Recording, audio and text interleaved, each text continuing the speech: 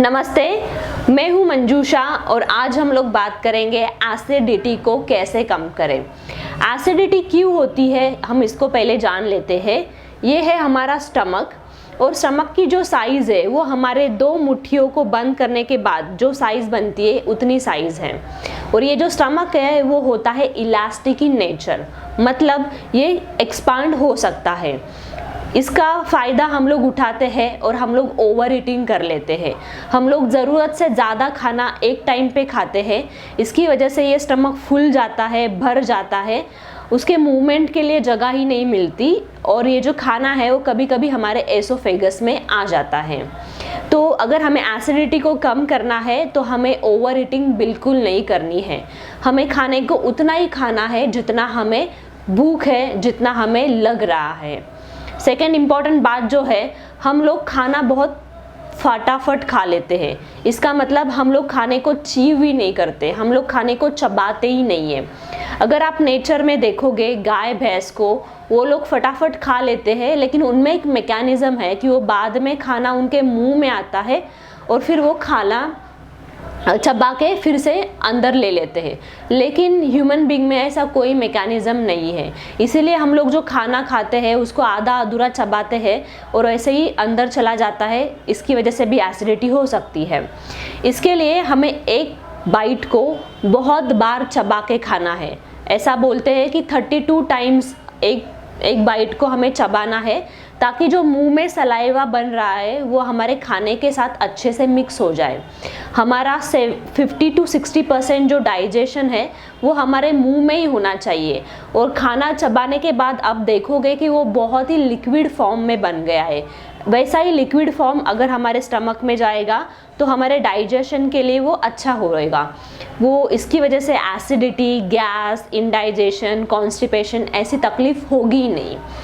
तीसरा important reason जो है वो एसिडिटी का तीसरा इम्पॉर्टेंट रीज़न है कि हम खाना खाते वक्त ध्यान नहीं देते। हमारा ध्यान इधर हमारे फ़ोन पे होता है या फिर टीवी पे होता है और इसी वजह से हम लोग इधर ओवर ईटिंग कर लेते हैं या फिर हम लोग खाने को चबाते नहीं हैं, या फिर हमें पता ही नहीं। बहुत सारे लोग ऐसे हैं आज भी कि उनको पता ही नहीं कब खाना शुरू करना चाहिए और कब खाने को स्टॉप करना चाहिए। दूसरे लोग उनको बताते हैं कि अरे भाई रुक जा, बस हो गया। तो अगर ये कंडीशन है, इसका मतलब ये है कि हम ध्यान नहीं दे रहे जो हम लोग खाना खा रहे उसके ऊपर। इसीलिए हमें डाइजेशन के इश्यूज होते हैं। इसलिए हमें फोकस करना है, जब भी हम लोग खाना खाए यहाँ वहाँ ध्यान नहीं देना है। अपने खाने को ले, जितना आपको चाहिए उतना ले, धीरे धीरे चबा चबा के उसको खाए। उतना ही खाना है जितना ज़रूरत है। याद रखिए, यतो मन ततो प्राण।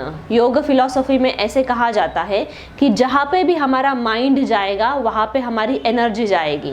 इसीलिए जो खाना है उसके ऊपर अगर हमारी एनर्जी जाएगी तो हमें फ़ायदा होगा। And fourth very very important point ये है कि आज भी इंडिया में 14% लोग जो है उनको पूरी तरीके से खाना नहीं मिलता। मतलब वो इधर उनको कम खाना मिलता है या फिर वो माल नरिश हैं। हम बहुत ही अच्छी कंडीशन में है कि हम लोग को पूरा खाना वो भी समय पे मिल रहा है। इसीलिए कभी भी आप खाना खाओगे तो उसको क्रिटिसाइज़ मत कीजिए, उसके बारे में बुरा मत बोलिए, उसको एक्सेप्ट कर लीजिए। आपका जो दिमाग है उसको हैप्पी स्टेट में रखिए और खाना खाइए। गुस्सा होके, फ्रस्ट्रेट होके, उदास होके खाने को अगर आप खाओगे तो आपका खाना कभी भी ठीक से डाइजेस्ट नहीं होगा। जिसका खाना ठीक से डाइजेस्ट नहीं होता है उसको बहुत सारी बीमारियां हो सकती है, क्योंकि जो हम लोग खाना खाते हैं वो 3 घंटे बाद हमारे बॉडी का पार्ट बन जाता है, वो हमारी बॉडी बन जाती है। और अगर आप ऐसे स्टेट में अगर खाना खा रहे हो तो आपकी बॉडी भी उसी प्रकार से बनेगी। इसीलिए अगर आपको सारे रोगों को अवॉइड करना है तो आपको खाना जो है वो एकदम शांत होके, फोकस करके, चबा के और धीरे से खाना है। आई होप ये सारे टिप्स आपकी एसिडिटी कम करने में मदद करेंगी। और एक टिप है जो बहुत ही इफ़ेक्टिव है। हम सभी लोग डिफरेंट है, राइट? हमारी बॉडी डिफरेंट है, हम दिखते डिफरेंट है, हम बोलते अलग तरीके से है, सब कुछ अलग है। तो हमें किसी खाने की एलर्जी हो सकती है किसी पर्टिकुलर फूड से। फॉर एग्जांपल अगर मैं मिर्ची खाऊंगी तो मुझे एसिडिटी महसूस होती है, फील होती है। ऐसा कोई भी पदार्थ है जिसके वजह से आपको एसिडिटी लग रही है या फिर आपको जलन महसूस हो रही है, तो उसको अवॉइड कीजिए और उसके अलावा दूसरी चीज़ें खाने की कोशिश कीजिए, तो आपको एसिडिटी कभी भी नहीं होगी। तो ये सारी बातें आपको मदद करेगी, आप इनको ज़रूर ट्राई कीजिए और नीचे कमेंट्स में मुझे ज़रूर बताइए अगर आपको कोई भी नया टॉपिक पे वीडियो चाहिए तो। Thank you so much.